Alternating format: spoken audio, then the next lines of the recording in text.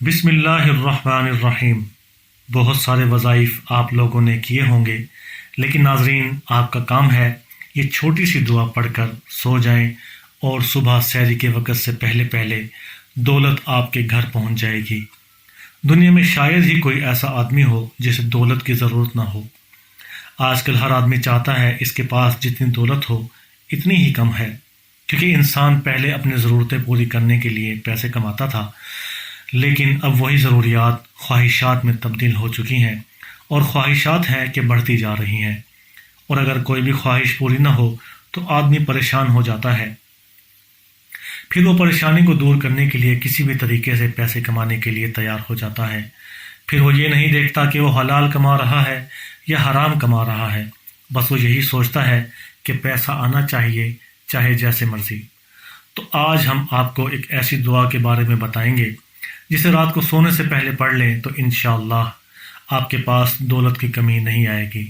حضور اکرم صلی اللہ علیہ وسلم کا فرمان مبارک ہے کہ میری امت کا فتنہ مال اور اولاد ہے، اور آپ نے دیکھا ہوگا کہ آج کے لوگ کچھ زیادہ ہی اس فتنے میں پڑ گئے ہیں، خاص طور پر مال۔ جہاں سے مال ہاتھ لگے ہم اس کے لیے اپنا ضمیر اور ایمان تک بیچ دیتے ہیں۔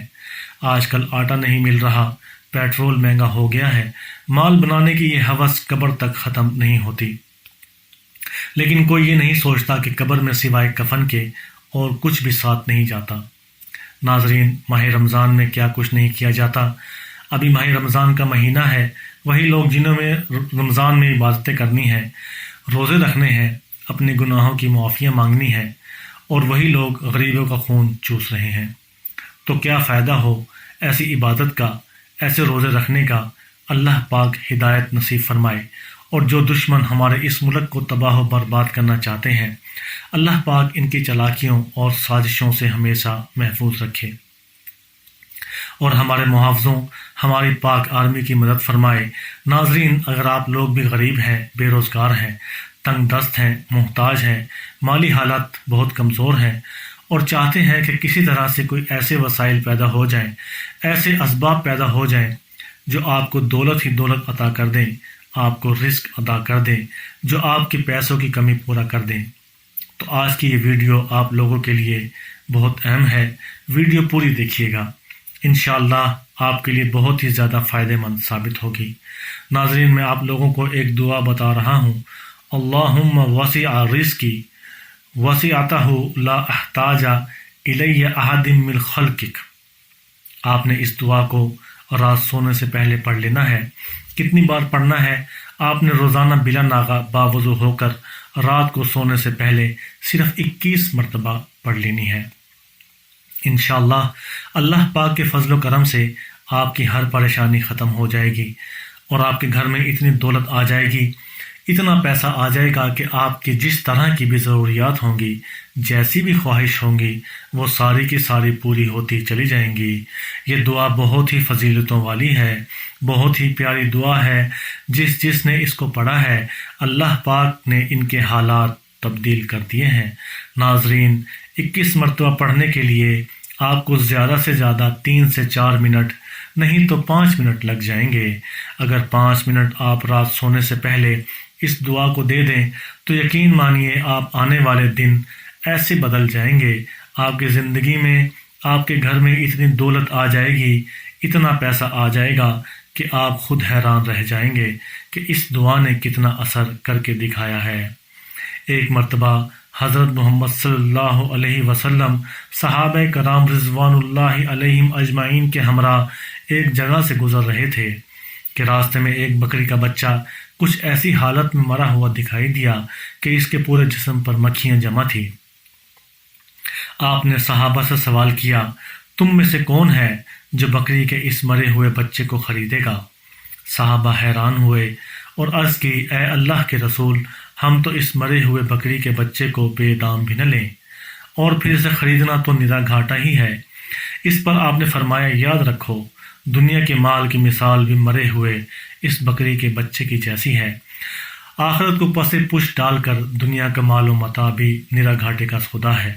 اس واقعے سے نبی کریم صلی اللہ علیہ وسلم کے ایک انتہائی کامیاب اور لاجواب معلم ہونے کا بھی پتہ چلتا ہے کیونکہ آپ ایک عملی مثال اور نمونہ سامنے رکھ کر صحابہ کے ذہنوں میں ایک سوال پیدا کر دیتے اور پھر اس کا جواب دیتے، اور یوں صحابہ کرام اس درس کو پا کر اپنے عمل کا حصہ بنا لیتے۔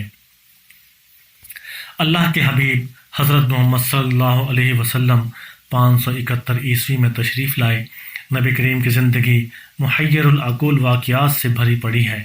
یہ واقعات آپ کی پیدائش سے پہلے، بچپن میں اور نبوت کے بعد بھی رونما ہوئے۔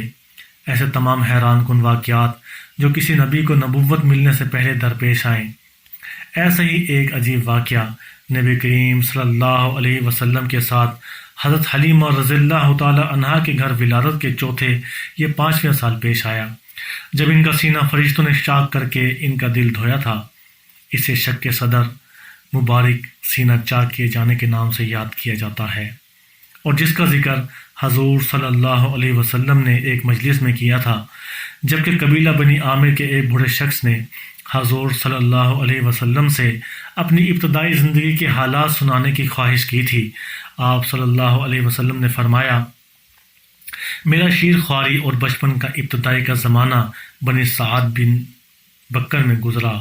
ایک دن میں نے اپنے ہم عمروں کے ساتھ کھیل رہا تھا کہ سفید پوش آدمیوں کی ایک ٹولی نے، جن کے ہاتھ میں سونے کی تھالی میں زمزم کی برف بھری تھی، مجھے پکڑ لیا۔ میرے ساتھی ڈر کر بھاگ گئے۔ انہوں نے مجھے زمین پر لٹایا اور میرے سینے یا پیٹ کے اندرونی اعضاء نکال کر زمزم کی برف کے پانی سے اچھی طرح دھویا اور پھر اپنی جگہ رکھ دیا۔ یہ منظر میں اپنی آنکھوں سے دیکھ رہا تھا۔ دوسرے نے میرے سینے میں ہاتھ ڈالا اور دل کو نکالا اور اس سے ایک لوتھڑ نکال کر فرمایا، یہ تم سے شیطان کا حصہ ہے۔ پھر دل کو سونے کی تشت میں زمزم کی برف کے پانی سے دھویا، پھر اپنے ہاتھ کو فضا میں بلند کیا تو اچانک ایک نور کی مہر اس کے ہاتھوں میں آ گئی۔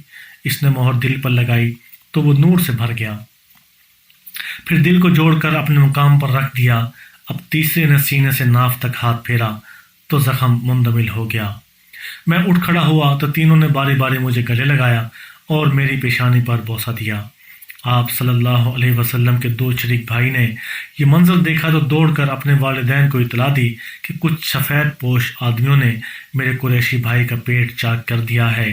یہ سنتے ہی وہ فوراً وہاں گئے اور دیکھا کہ بچے کے چہرے کا رنگ فک ہے۔ اس واقعے سے حضرت حلیمہ رضی اللہ عنہا کو خطرہ محسوس ہوا، اس لیے آپ صلی اللہ علیہ وسلم کو اپنی والدہ کے پاس پہنچانے کے لیے مکہ روانہ ہو گئے۔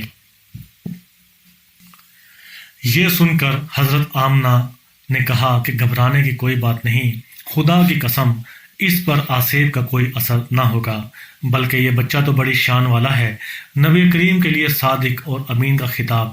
اللہ نے اپنے تمام انبیاء کو ساری زندگی شرک و گمراہی اور رسوم و جاہلیت سے محفوظ رکھا، چنانچہ تمام ہی انبیاء کرام اپنی نبوت و رسالت سے پہلے بھی اپنے خاندان و قبیلے اور قوم کے صالح ترین انصار کرا پائے، جیسے حضرت ابراہیم علیہ السلام یا حضرت یوسف علیہ السلام کے واقعات سے ظاہر ہے۔ اسی طرح نبی آخر زمان حضرت محمد مصطفیٰ صلی اللہ علیہ وسلم بھی اپنی نبوت و رسالت سے پہلے اپنے لڑکپن اور دور جوانی میں شرک و بت پرستی اور تمام مراسم شرک سے بالکل پاک اور منزہ رہے۔ آپ صلی اللہ علیہ وسلم کی نیکی، خوشتواری، دیانت، امانت اور راست بازی کی اس قدر شہرت ہو گئی تھی کہ لوگ آپ صلی اللہ علیہ وسلم کو نام لے کر نہیں بلکہ صادق یا الامین کہہ کر پکارتے تھے۔ میری دعا ہے کہ آپ لوگ کامیاب ہوں گے۔ اگر اس وظیفے کو یقین کے ساتھ عمل کریں گے تو انشاءاللہ فائدہ ہی فائدہ ہوگا، دولت کا ڈھیر لگ جائے گا۔ اس ویڈیو کو لائک اور شیئر ضرور کیجیے گا۔ کمنٹ باکس میں بتائیے گا کہ آپ کی کیا حاجت ہے اور آپ کس حاجت کے لیے یہ وظیفہ کر رہے ہیں۔ خدا حافظ۔